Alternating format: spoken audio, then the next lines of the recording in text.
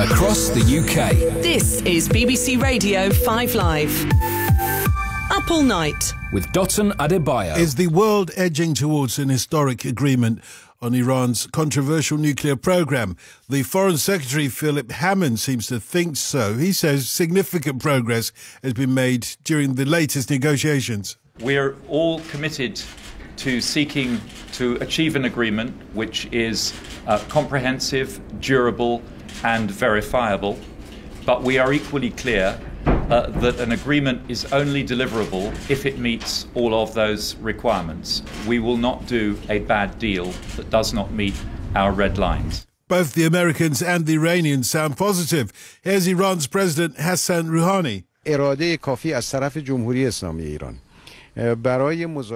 I believe that Iran has sufficient resolve to negotiate and reach an agreement. The other side also has to make a final decision. God willing, at the end of negotiations, we will reach a deal and understanding that would benefit all nations, Iran, the region and the world. Well, the latest talks broke up on Friday and will resume next week in Switzerland. Speaking there before heading to London for consultations, the US Secretary of State John Kerry said progress had been made, but gaps remained. We have made genuine progress.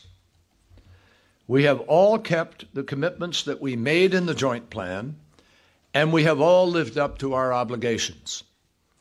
The stakes are high and the issues are complicated, highly technical, and all interrelated. Once again, let me also be clear.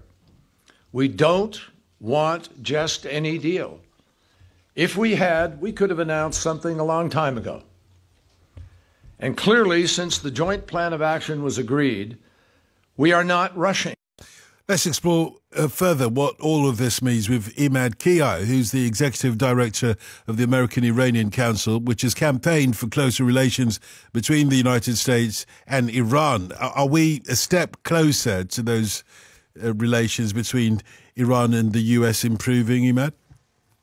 Well, first of all, thank you so much for having me. Yes, we are. I mean, after a decade of negotiations, this is the closest we have ever been. And as you've heard already through the program, all parties so far are on the path towards reaching a deal, and everybody's pretty optimistic that this time around we can reach a political arrangement deal that is supposed to be happening by the end of March. And even though the Secretary of State says that he was very insistent on including everybody in what he said there, that we are all of a like mind, we're all sticking to our obligations and so on. If that's the case, if they're all singing from the same song sheet, why are the obstacles? Why have they not been able to make a deal so far? Well, there are three major reasons why a deal hasn't happened thus far. First of all, there is a large technical issues at hand that, as Secretary John Kerry has mentioned, still needs to be hammered out. This includes the number of centrifuges, the enrichment level, even the form of Iran's nuclear program, how it will be intact or what will be reduced in terms of its capacity. That's one, the technical issues. Number two, there's been a lot of political obstacles to reaching a deal. Previously, we've had the Israeli Prime Minister Netanyahu and other regional powers such as Saudi Arabia who have really put roadblocks in reaching a deal. And finally, there's also the discussions about how, if there is a deal and when it does happen, the sanctions relief that Iran is expecting following the deal. How do we remove and lift a comprehensive sanctions regime that has been placed on the Iranians from the United Nations, EU and the Americans themselves? Both Senator Kerry and indeed the British Foreign Secretary Philip Hammond made the point of saying we want the right deal, not just any old deal. What would the right deal be from a US perspective? And what would the right deal be from an Iranian perspective?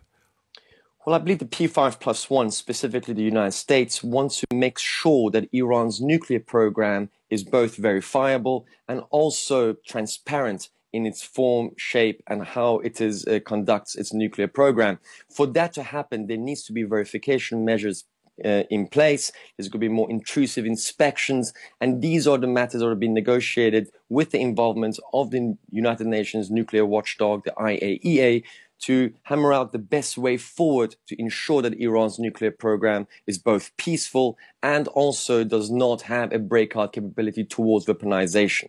That's a deal that the P5+1 is trying to achieve. From the Iranian perspective, first and foremost, they want to ensure that Iran's right to nuclear program and to enrichment is safeguarded. And secondly, to ensure that Iran's nuclear program and its file is normalized for the international community, and that in itself will enable the lifting of sanctions that have thus far have placed a great, enormous economic burden on the population and the country as a whole. If a deal is done that brings Iran in from the cold, so to speak, how would that change the country? How would it impact on Iran? It will be profound. I mean, the mandate that President Rouhani came into power with was to basically introduce Iran back into the family of nations. And the nuclear dossier and negotiations is one of many steps that will ensure that Iran can become again part of the international community. It will also open up domestic political issues that a lot of people are seeking, maybe socioeconomic and political, in terms of the environment within Iran.